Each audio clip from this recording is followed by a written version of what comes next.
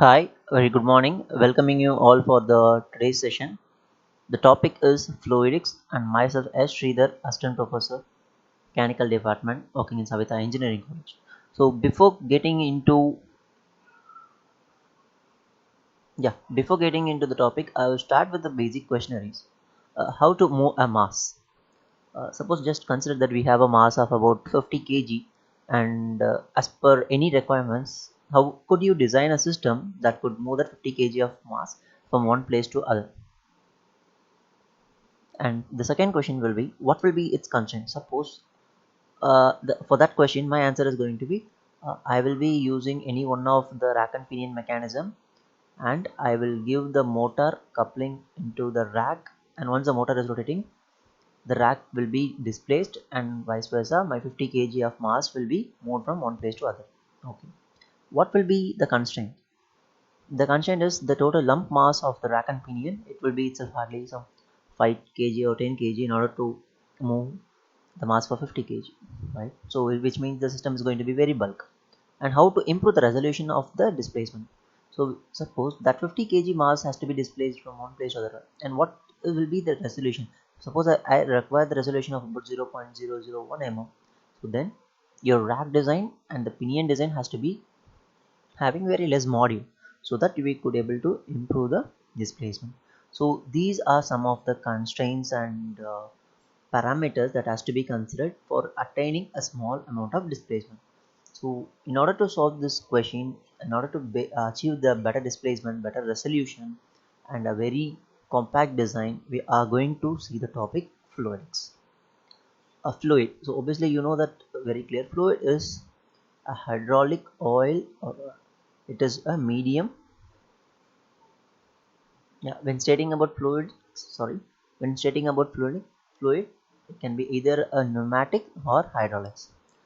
Fluidics or fluid logic is the use of fluid to perform analog or digital operations similar to those performed with electronics. The physical basis of fluidics is pneumatics and hydraulics based on theoretical foundation of fluid dynamics. So in order to achieve some amount of displacement or to get some amount of work, we should have the basic principle of fluid dynamics. So since we are going to work with either pneumatics or hydraulics, it depends upon the requirements. The term fluidics normally used when the devices has no moving parts.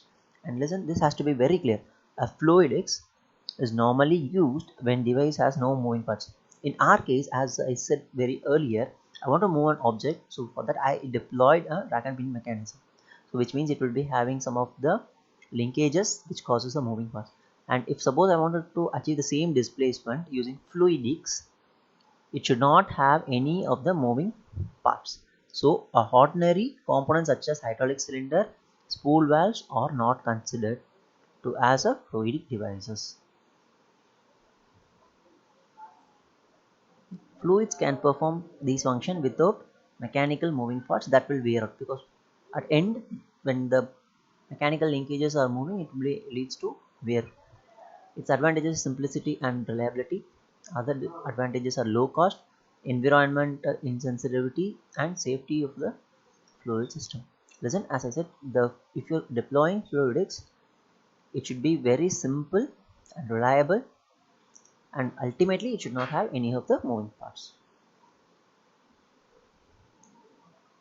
And where can be applied for measuring or activating simple logic control function. So I said for activating nothing but a displacement, right? For moving, actuating to do some work.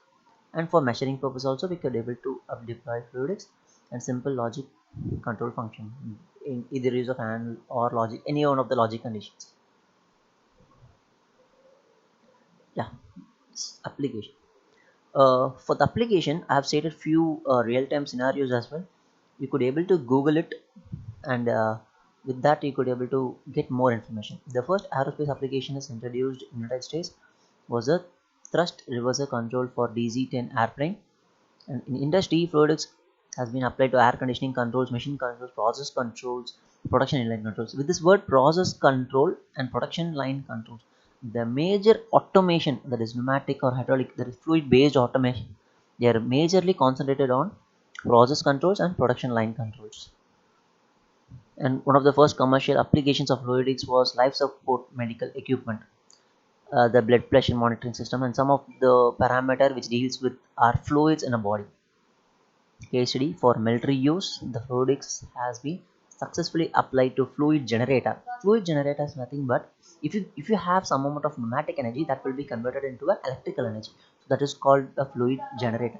And where they can get that pneumatic energy is by use of any mechanism whereby compressing the volume to improve the pressure, and that pressure will be stored in some of the accumulators, and with that accumulator it will be converted into electrical energy. Fluid stability for helicopters, pressure regulating system for aircraft, and for guided projectiles and missiles it is mainly used. For these kind of real-time case study scenarios, you can go and google it, and that link will be shared in your course profile. You could able to see that. Thank you.